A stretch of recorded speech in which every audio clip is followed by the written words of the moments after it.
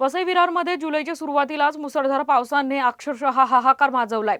अनेक सखल भाग जलमय झाले असून रस्त्यांना नद्यांचे स्वरूप आले आहे। काही ठिकाणी नाल्याच्या पुरात कार वाहून जाण्याच्या घटना घडल्या, तर काही ठिकाणी वाहतूक आणि जनजीवन पूर्णपणे विस्कळीत झाले आहे। या पार्श्वभूमीवर नागरिकांच्या प्रश्नांबाबत आणि प्रशासनाच्या तयारीबाबत वसई विरारच्या आमदार स्नेहल पंडित दुबे यांच्याशी विशेष बातचीत केली आहे। आमचे प्रतिनिधी किरण जाधव यांनी।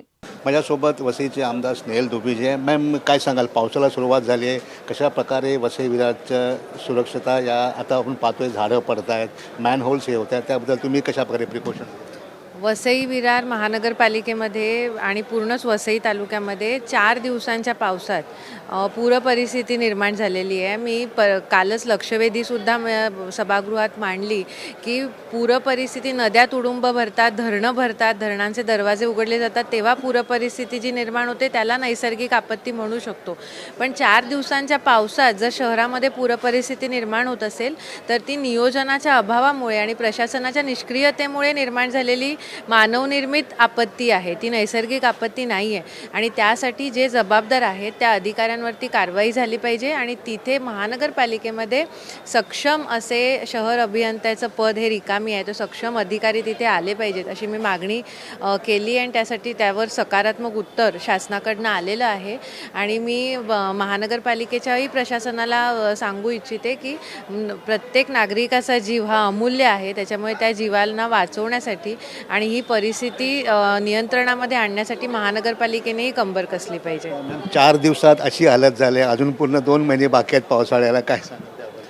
खूपच सगळ्याच जनतेच्या मनात भीती आहे की 4 दिवसात ही परिस्थिती आहे, पुढचे 3 महिने कसे काढायचे।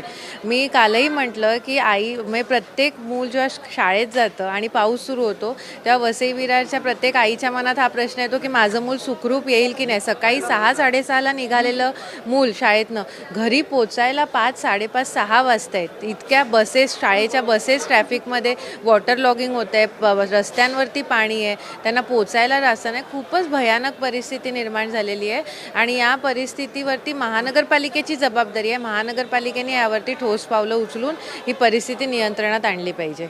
वसई विरारचे आमदार म्हणून तुम्ही वसईकरांना काय सांगाल, त्यांनी कशा प्रकारे काळजी घेतली पाहिजे? बघा, जेव्हा रेड अलर्ट शासन वेळोवेळी निसर्गाचा आणि पावसाचा अंदाज घेत red alert, orange alert declare करत असतं, तर ज्या ज्या वेळेला रेड अलर्ट डिक्लेअर केलेलं आहे त्यावेळेला मला असं वाटतं की आपण गरज नसताना घराबाहेर पडू नये।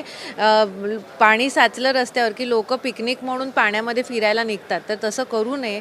शेवटी जीव आपले महत्त्वाचे आहे, त्याच्यामुळे लोकांनी अशा परिस्थितीमध्ये घरीच थांबलेलं चांगलं आणि घरामध्ये सुद्धा जो खाण्यापिण्याचा साठा आहे तो आपण करून ठेवला पाहिजे, जेणेकरून गरजेच्या वेळेला आपल्याला तो उपयोगात आणता येईल। स्नेहल दुबेजी, कॅमेरामॅन विजय